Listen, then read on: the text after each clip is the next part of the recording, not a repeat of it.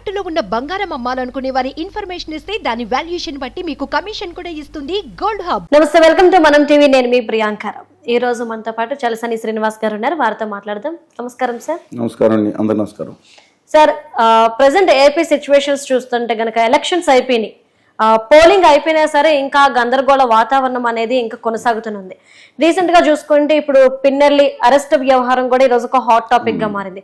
అంటే ఏంటి ఈ రౌడీయిజం, గుండాయిజం ఇంత ఇలాగా పెరిగిపోవడానికి కారణం ఎవరు అనుకోవచ్చు? అలానే పిన్నెల్లి విషయంలో ఏదైతే జరిగిందో దీనికి రీజన్ ఏ విధంగా చూడాలి?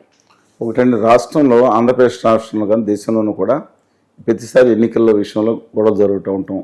ఇంతకుముందు బ్యాలెట్స్ బాక్సుల్లో నీళ్లు పోసేయటం, ఎత్తుకుపోసి పడేయటం, ధ్వంసం చేయటం, ఇవన్నీ జరిగినవి కొత్త కాదండి. మీరు యూత్ కాబట్టి అని అనిపిస్తుంది, కానీ ఇది గత చాలా కాలంగా ఇంకా భయంకరంగా జరిగినాయి. మనం శ్రీఎన్ శాసన్ గారు, కృష్ణమూర్తి గారు అనేక మంది వచ్చిన తర్వాత ఇంకా తగ్గినాయండి. యాక్చువల్గా కొత్త తరానికి అన్ని పుంచుకొని తగ్గడం మేలు కోసం జరుగుతూ ఉంటుంది. వాళ్ళ ఆధునిక ఇవన్నీ రావటం, పరికరాలు రావటం, ఇవన్నీ తెలిసిన విషయం. ఇవాళ ఏదైతే పోస్ట్ పోల్, బిఫోర్ పోల్ అంటే పోల్ జరిగిన ఏదైతే ఉందో అది అన్యాయం, దుర్మార్గం, మంచి పద్ధతి కాదు. అధికార దుర్వినియోగం చేయటం కూడా మంచి పద్ధతి కాదు. అనేక మంది ఇంతకుముందు మాచర్ల కాకుండా గురజాల్లో కూడా చూసాం. కాసు మహేష్ రెడ్డి గారు, అలాగే ఎర్రపత్తి శ్రీనివాసరావు గారి ఇష్యూలో తాడిపత్రులు చూసాం. పులవర్తి నాని గారిని ఆయన మీద దాడి చేసి దుర్మార్గంగా చేస్తే ఆయన హాస్పిటల్ అడ్మిట్ అయ్యి బయటికి రావాల్సిన అసలు చాలా గాయాలు తగిలి పరిస్థితుంది. రాష్ట్ర ప్రభుత్వంలో ఉన్న ఏదైతే పోలీసు వ్యవస్థ ఉందో అద్భుతమైన మెడికల్ లాంటి వాళ్ళు ఉన్నారు. అధికార దుర్వినియోగానికి రాజకీయ నాయకులు చేస్తున్నప్పుడు వాళ్ళు దాన్ని అడ్డుకోవాల్సింది పోయి సహకరించి తట్టుకోవటం చూడటం మంచిది కాదండి.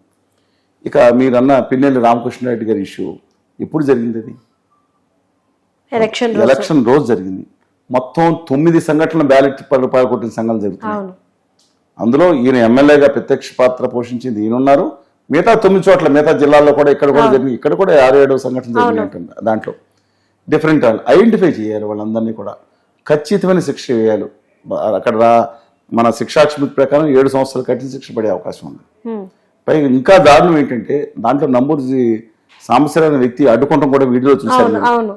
ఆయన తర్వాత రోడ్డు మీద ఆయన తలకాయ పత్రలు కొట్టారు, మళ్ళీ ఆయన మీద కేసు పెడతాం.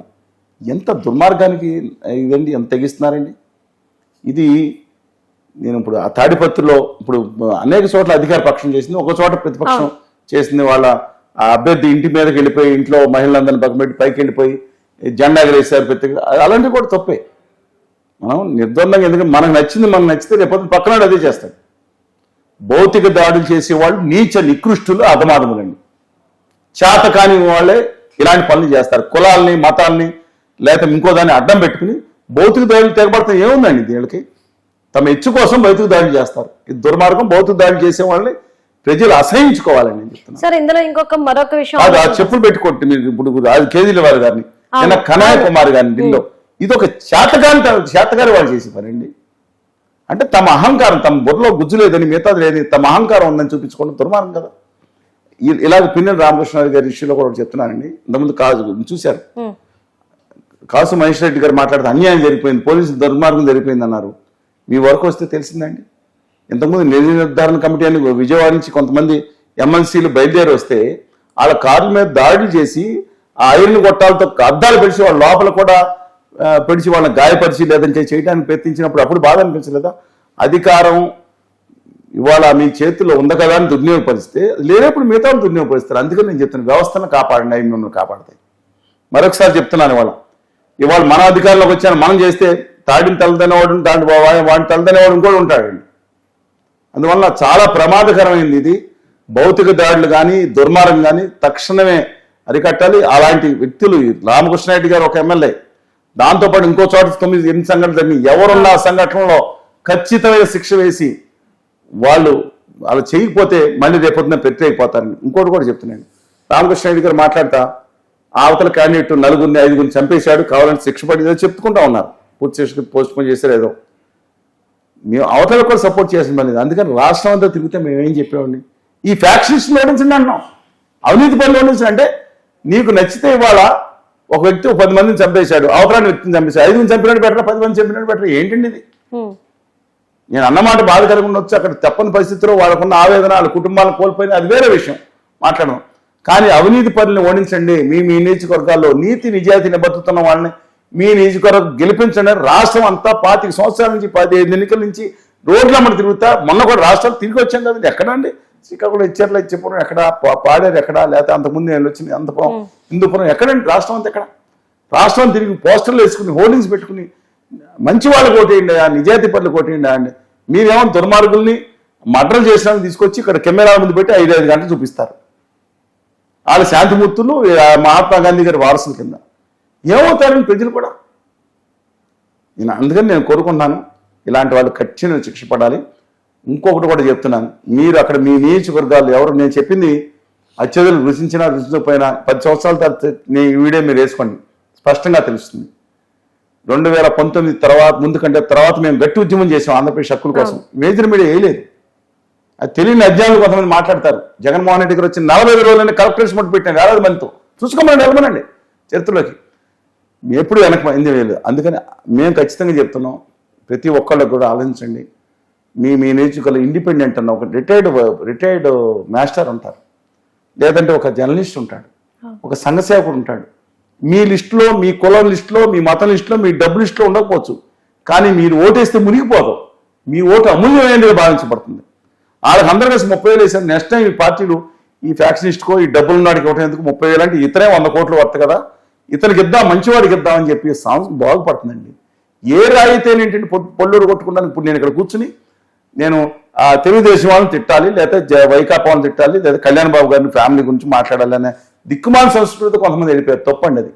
విద్యతో ఆలోచించే వాళ్ళు దయచేసి ఆలోచించండి, మంచి అభ్యర్థులను ఎన్నుకోండి. ఇలాంటి దుర్మార్గమైన వ్యక్తుల్ని, ఇలా అన్యాయాలు చేసిన వాళ్ళ మీద ఖచ్చితమైన చర్యలు తీసుకోవాలి. ఇంకొకసారి మనం ఇంకా పెరుగుతున్నాం, ఇది ఆధునిక భావాల్లోకి వెళ్తున్నాం, అభ్యుదయ భావాల్లోకి వెళ్తున్నాం. ఇలాంటి చర్యలు నిర్బంధంగా ఖండిద్దాం. సార్, అయితే ఇప్పటి వరకు మనం బయట ఉన్న వాళ్ళ మీద కొట్టడాలు, ఈవీఎంలు ధ్వంసం చేయడాలి, ఇవన్నీ రౌడీజం, గుండాయిజం కిందకి తీసుకుందాం. కానీ మరొక పార్టీకి, టీడీపీ పార్టీకి ఓటేశారన్న కారణంతో ఒక ఇంట్లోకి వెళ్ళి ఆడవాళ్ళ మీద ఏదైతే వాళ్ళ ప్రవర్తన నేను చెప్తున్నాను, పార్టీలో నుదుటు దగ్గర కొడవలు పెట్టి ఒక యువతి మొహం నిండా గాయాలు. మరి అంటే ఇప్పుడు వీళ్ళని రౌడీజంతో గుండాయిజంతో పోలుస్తున్నా, మరి ఇలా ఆడవాళ్ళ మీద, ఇంట్లోకి వెళ్ళిన ఆడవాళ్ళ మీద ఇది ఏదైతే చంపేశారు. ఇప్పుడు కాదండి, గత 20-30 సంవత్సరాల నుంచి కూడా అనేసి వాళ్ళు ఇళ్ళకెళ్ళి చంపేసిన ఘటనలు ఉన్నాయి. ఇవాళ మహిళలు వీళ్ళు సరే ఇంత దుర్మార్గానికి తెగబడ్డ వాళ్ళకి డెఫినెట్గా శిక్ష వేయాలి. దాంతోపాటు వాళ్ళు అసెంబ్లీలో కూర్చుంటారు, వీళ్ళందరూ ఏం మాట్లాడుతున్నారు? చేతకాని ఎదవలో మీరు మగవాళ్ళు తిట్టుకుంటే దమ్ముంటే తిట్టుకోండి. తల్లి ప్రసక్తిని, మహిళల ప్రసక్తిని తీసుకొస్తారని చేతకాని ఎదవలు చేస్తారు పని. మహిళలను అవమానపరచడం చేస్తున్నారు. చెప్తున్నాను అంటే దాడులు జరగటాన్ని నిర్ద్వందంగా ఖండిద్దాం, చర్యలు తీసుకోవాలి. ఇంతకుముందు ఇంకా దుర్మార్గాలు చేశారంటున్నాను. ఇన్ని ఘోరాలు జరుగుతూ ఉంటే కనీసం దాన్ని పట్టించుకోలేదు. కానీ అత్యంత బాధాకరమైన విషయం చెప్తాను మీకు. ఈ ఎన్నికలు జరిగింది రైతుల సమస్యల మీద, మహిళల హక్కుల మీద, లేదా భావితరాలకి అత్యవసరం ఆంధ్రప్రదేశ్ జీవనాడి శ్వాస లాంటి విభజన హామీలు, ప్రత్యేక హోదా, రాయితీలు కాదు. శాడిస్టు, సైకో, పెళ్ళాలు, వీటి మీద ఎమోషన్స్ రెచ్చగొట్టి చేసిన దౌర్భాగ్య స్థితిలోకి రాష్ట్రాన్ని చేర్చారు. నిజంగా చెప్తున్నాను, నేను చెప్పింది బాధ కలిగిన గుండె 5 గంటల తర్వాత చూసుకోమన్నా వాళ్ళ భావోద్వేగాలు ఉంటారు. ఇవాళ చర్చ దేని మీద జరిగింది? రాష్ట్ర ఎన్నికలు చెప్పండి, దేని మీద జరిగింది?